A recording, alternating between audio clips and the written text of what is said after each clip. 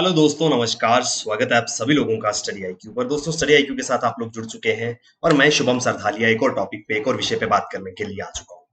दोस्तों, आप चाहें तो इंस्टाग्राम और फेसबुक के माध्यम से मेरे साथ में कनेक्ट कर सकते हैं। कोई भी आपका डाउट आप यहाँ पे क्लियर कर सकते हैं। दोस्तों, जिस विषय पे हम बात करने वाले हैं उस विषय का संबंध जो है वो हिमालयाज से है।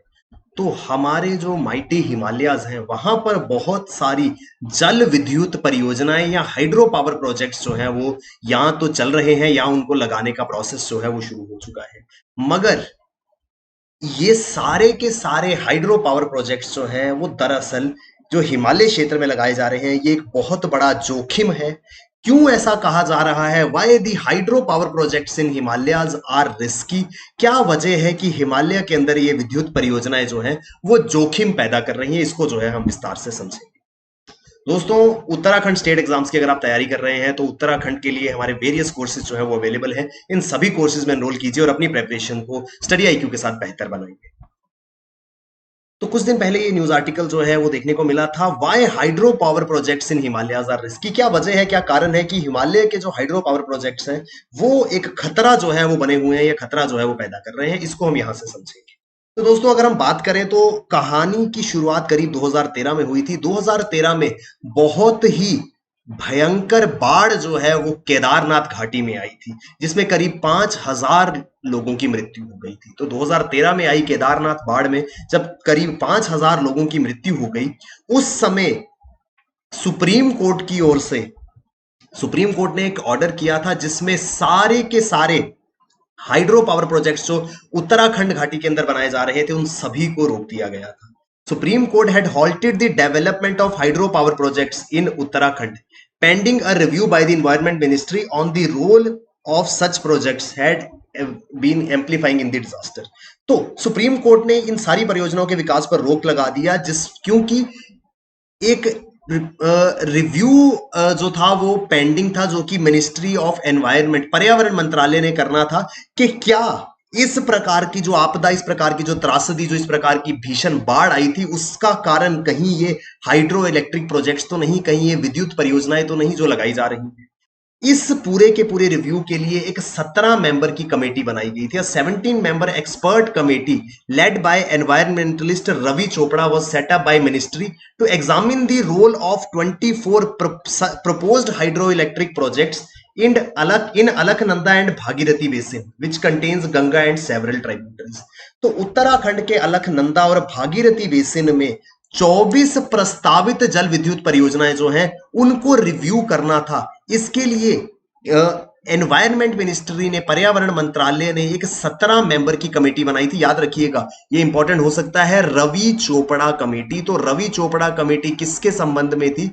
हिमालय के क्षेत्र में, खासकर उत्तराखंड घाटी में अलकनंदा और भागीरथी बेसिन में जो जल विद्युत परियोजनाएं, हाइड्रो इलेक्ट्रिक प्रोजेक्ट्स थे, उनके रोल को देखना था कि कहीं उनकी वजह से, उनके कारण इस प्रकार की जल हादसे या त्रासदियां जो है वो तो नहीं आ रही।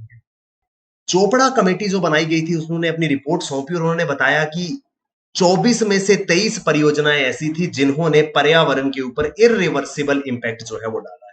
ये बहुत ही फ्रेजाइल एरिया है, बहुत ही, जिसको हम कहते हैं डेलिकेट एरिया है नेचर का। यहां पर जब इस तरीके की परियोजनाएं आती हैं तो वो एक बड़ा नुकसान जो है वो इस इलाके को पहुंचा सकती है। और ऐसा ही चोपड़ा कमेटी की फाइंडिंग्स में बताया गया कि 24 में से 23 परियोजनाओं ने इरिवर्सिबल डैमेज जो है वो कर दिया है, अपरिवर्तनीय प्रभाव जो है वो डाल दिया, जिसको परिवर्तित नहीं किया जा सकता, उस डैमेज को अब कम नहीं किया जा सकता। अब वजह क्या है, क्या होता है, क्यों ये जल विद्युत परियोजनाएं जो हैं वो ऐसा इंपैक्ट डाल रही हैं और हिमालय इलाके में, हिमालय के पहाड़ियों में ये खतरा जो है वो पैदा कर रही है? तो हुआ क्या दोस्तों, 2021 फरवरी में रौंथी ग्लेशियर ऑफ उत्तराखंड जो है वो एकदम से टूट गया। तो अपने आप में एक बड़ी ही अलग सी घटना थी कि ग्लेशियर एक इतना बड़ा टूट गया और ग्लेशियर की बाढ़ आ गई, जिससे ऋषि गंगा नदी के अंदर बाढ़ आ गई। और इस बाढ़ का पानी जो है उसने उत्तराखंड की 2 हाइड्रो इलेक्ट्रिक प्रोजेक्ट्स को जो है वो डैमेज कर दिया। इसमें एक था Rishi Ganga hydroelectric power project और दूसरा था तपोवन पावर प्रोजेक्ट, जो कि धौली गंगा नदी के ऊपर बना। तो रौंथी ग्लेशियर टूटा, फरवरी 2021 की बात है। रौंथी ग्लेशियर जो है वो टूटा। इस रौंथी ग्लेशियर के टूटने से ऋषि गंगा नदी में बाढ़ आ गई। ऋषि गंगा नदी के ऊपर एक Rishi Ganga hydroelectric power project जो है वो बना था, और साथ ही साथ धौली गंगा नदी जो कि अलकनंदा नदी की ट्राइब्यूटरी है, एक सहायक नदी है अलकनंदा की, उसके ऊपर तपोवन प्रोजेक्ट था, इसको भी भारी नुकसान पहुंचा। अगर हम पर्यावरण के जो विशेषज्ञ हैं, एनवायरमेंटल एक्सपर्ट्स हैं, उनकी माने तो उनका मानना है कि ये सारी समस्या क्यों होती है मेल्टिंग ऑफ ग्लेशियर से, अचानक ये बाढ़ क्यों आती है, अचानक ये पानी क्यों आता है, क्योंकि ग्लेशियर्स जो है वो एकदम से पिघल रहे हैं। और ये क्यों पिघल रहे हैं, इसके पीछे कारण जो है वो हम सभी जानते हैं, ग्लोबल वार्मिंग। ग्लोबल वार्मिंग एक बहुत बड़ा कारण है जिसकी वजह से ये ग्लेशियर्स जो है वो पिघल रहे हैं। ग्लेशियर्स रिट्रीट एंड परमाफ्रॉस्ट था, ग्लेशियर रिट्रीट, ग्लेशियर्स का पिघलना, और परमाफ्रॉस्ट वो सारे के सारे बर्फ के पहाड़ जो परमानेंटली फ्रॉस्ट थे, परमाफ्रॉस्ट यानी कि जो परमानेंटली हर समय जमे ही रहते थे, ग्लोबल वार्मिंग के कारण उन्होंने पिघलना शुरू कर दिया है। जैसे ही ये पहाड़ पिघलते हैं, ये बर्फ जो है वो पिघलती है, ये जो है पहाड़ों की चोटियों से नीचे की ओर आते हैं और ग्लेशियर लेक्स के रूप ले लेते हैं। तो ग्लेशियर का पानी पिघल करके, ग्लेशियर्स की बर्फ पिघल करके बड़ी बड़ी झीलों में बदल जाता है, और यही झीलें जो है वो बाद में फ्लड्स का कारण बनती हैं। ये पूरा का पूरा क्रक्स ऑफ द स्टोरी है। क्यों बार बार इस हिमालय क्षेत्र में इस तरीके की बाढ़ आ रही है, क्योंकि यहां पर जो ग्लेशियर्स हैं, जो बर्फ के बड़े बड़े पहाड़ हैं, वो बहुत तेजी से पिघल रहे हैं, और पिघल करके वो पानी बन के इस तरीके की झीलें बना रहे हैं, और इन झीलों का पानी जो है वो बाढ़ का खतरा जो है वो पैदा कर देता है। पिछले कुछ समय में जो क्लाइमेट चेंज है, जलवायु परिवर्तन है, उसने बहुत ही अनिश्चित मौसम पैटर्न को जन्म दिया है। हमको नहीं मालूम, एकदम से किसी भी समय में, सर्दी के समय में कई बार ऐसा होता है कि अभी सर्दी पूरी नहीं आई होती है, सर्दी जाने वाली होती है, तो बहुत ज्यादा बर्फबारी हो जाती है, या अचानक से कभी बहुत तेज बर्फबारी के साथ बारिश आ गई। इस वजह से क्लाइमेटिक पैटर्न जो है वो चेंज हो गए हैं। वजह क्या है, क्यों ऐसा हो रहा है? The thermal profile of ice is increasing. जब इसके पीछे का कारण देखा गया तो ये जो ग्लेशियर्स की बर्फ है उसकी थर्मल प्रोफाइल जो है वो बढ़ रही है। थर्मल प्रोफाइल के बढ़ने का क्या मतलब है? पहले ये बर्फ जो है ये -6 से लेकर के -20 डिग्री सेल्सियस तक का इसका तापमान होता था, यानी कि शून्य से काफी नीचे ये तापमान चला जाता था।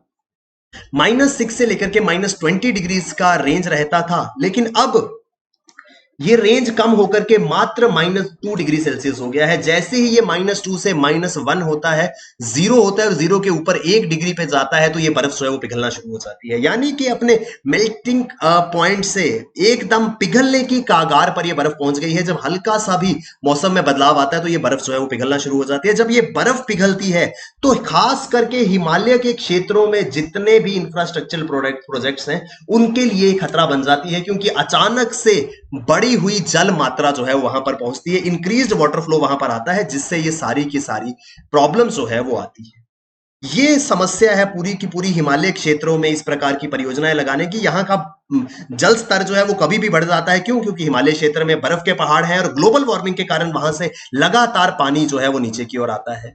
एक्सपर्ट कमेटीज, विशेषज्ञों की समितियों ने बताया है कि ऐसी सिचुएशन से बचने के लिए हिमालय के क्षेत्र में 2200 मीटर से ऊपर की ऊंचाई पर किसी भी प्रकार के हाइड्रो इलेक्ट्रिक पावर प्रोजेक्ट का निर्माण जो है वो नहीं होना चाहिए।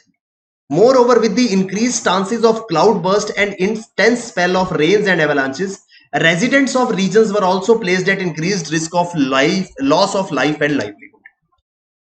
नुकसान केवल जल विद्युत परियोजनाओं को नहीं है, हाइड्रो इलेक्ट्रिक पावर प्रोजेक्ट्स को ही नुकसान नहीं है या खतरा नहीं है, खतरा उन सभी लोगों को है जो ऐसे इलाके में रहते हैं जहां पर अचानक पानी आ सकता है, जिसको फ्लैश फ्लड्स कहते हैं। अचानक से भारी मात्रा में जब पानी आ जाता है उसको फ्लैश फ्लड्स कहा जाता है। तो यहां पर ऐसे बड़े बड़े प्रोजेक्ट्स को तो खतरा है ही साथ यहां पर जो लोग रह रहे हैं उनको भी खतरा है। तो ये एक इंपॉर्टेंट रिस्क है हिमालय क्षेत्रों में ऐसे हाइड्रो इलेक्ट्रिक पावर प्रोजेक्ट्स का।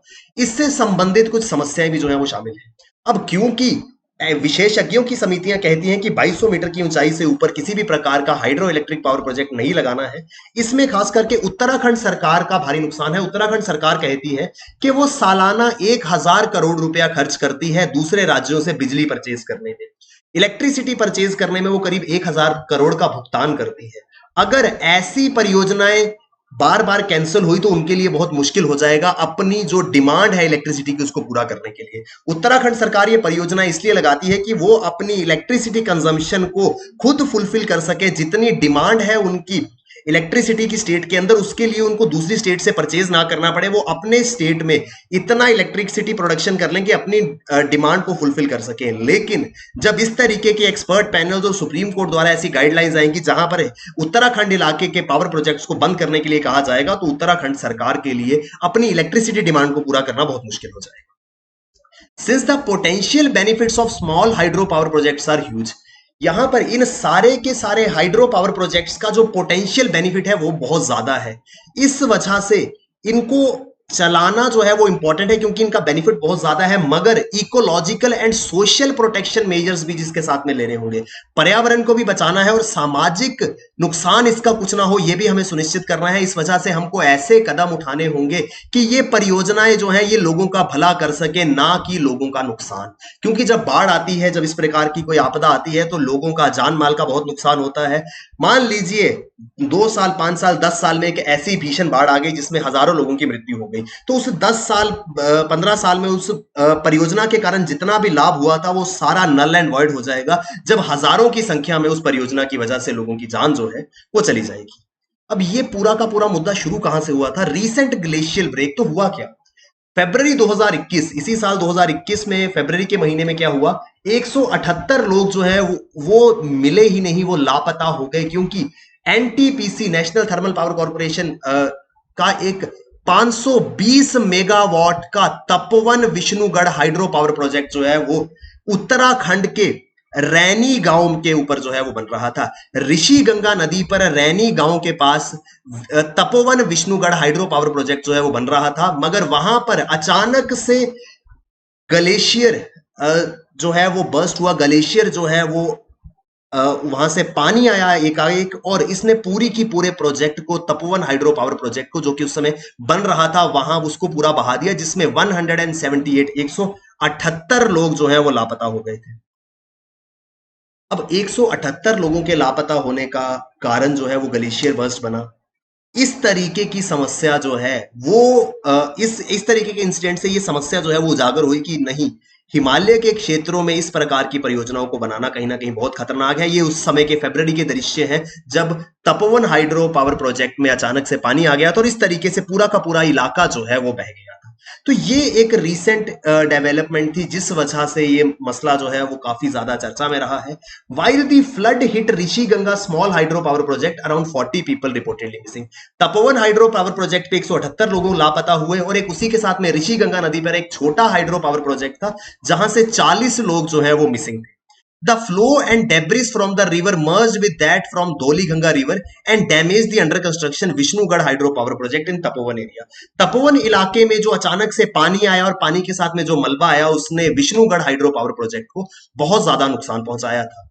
इस वजह से हाइड्रो पावर प्रोजेक्ट्स जो है वो एक कंट्रोवर्सी का विषय, विवाद का विषय जो है वो बने हुए हैं कि क्या उत्तराखंड में और खासकर हिमालय के रीजन में इस प्रकार के हाइड्रो पावर प्रोजेक्ट्स होने चाहिए कि नहीं होने चाहिए। ये एक विवाद का विषय जो है वो बना हुआ है। कारण ये है कि state lies in ecologically fragile and earthquake prone Himalayan region. परिस्थितिकी रूप से नाजुक और भूकंप प्रवण हिमालय क्षेत्र में ये सारे के सारे प्रोजेक्ट्स हैं। अगर यहाँ पे किसी भी प्रकार का अर्थक्वेक आता है या इस प्रकार का कोई ग्लेशियर बर्स्ट, कोई फ्लड आ जाता है, तो बहुत ज्यादा नुकसान जो है वो यहाँ पर हो सकेगा, क्योंकि हाइड्रो पावर प्रोजेक्ट से एक बड़ा खतरा जो है वो पैदा हो जाता है। क्योंकि हाइड्रो पावर प्रोजेक्ट क्या करते हैं, ये बड़े भारी मात्रा में वाटर को रिजर्वायर बना करके होल्ड करते हैं। यहाँ पर डैम आपने देखा होगा, डैम के लिए नदी के पानी को रोक करके एक बड़ा सा जलाशय कर वाटर रिजर्वायर बनाया जाता है, जहां से फिर पानी को प्रेशर के साथ ले जाकर इलेक्ट्रिसिटी प्रोड्यूस की जाती है। अगर कभी यहाँ पे भूकंप आ जाए या बाढ़ के कारण ये डैम बह जाए, तो एकाएक ये पूरे के पूरे जलाशय का पानी जो है वो आसपास के इलाकों को बुरी तरह से नेस्तो नाबूद जो है वो कर देगा। It would cause the irreversible damage to the nearby areas if due to any natural disaster this dam gets damaged. तो ये एक बड़ा खतरा है जिससे हजारों की और लाखों ही जानों की को खतरा जो है वो बना हुआ है। इस वजह से यहां पर इस प्रकार की परियोजनाओं को जो है वो कहीं ना कहीं रोकने की बात जो है वो कही जाती है। करीब 70 हाइड्रो पावर प्रोजेक्ट्स हैं जो या तो बन चुके हैं या बन रहे हैं या उनका प्रपोजल जो है वो तैयार हो गया है। और अगर ये सारे के सारे परियोजनाएं चलती हैं तो कहीं ना कहीं खतरा जो है वो बहुत ज्यादा बढ़ जाएगा।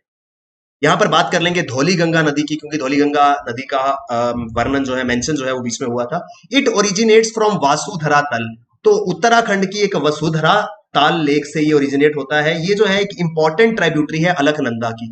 अलकनंदा की एक इंपॉर्टेंट ट्राइब्यूटरी है धौली गंगा, जिस और बाकी है नंदकिनी, पिंडर, मंदाकिनी और भागीरथी। आप जानते हैं कि मंदाकिनी जो उत्तराखंड के पास से, उत्तराखंड के केदारनाथ के बिलघाटी से निकलती है, तो अलकनंदा के साथ जाकर के मंदाकिनी मिलती है, नंदाकिनी मिलती है, धौली गंगा मिलती है और बाद में इसी अलकनंदा के साथ भागीरथी मिलती है और गंगा नदी जो है वो यहां से बनती है।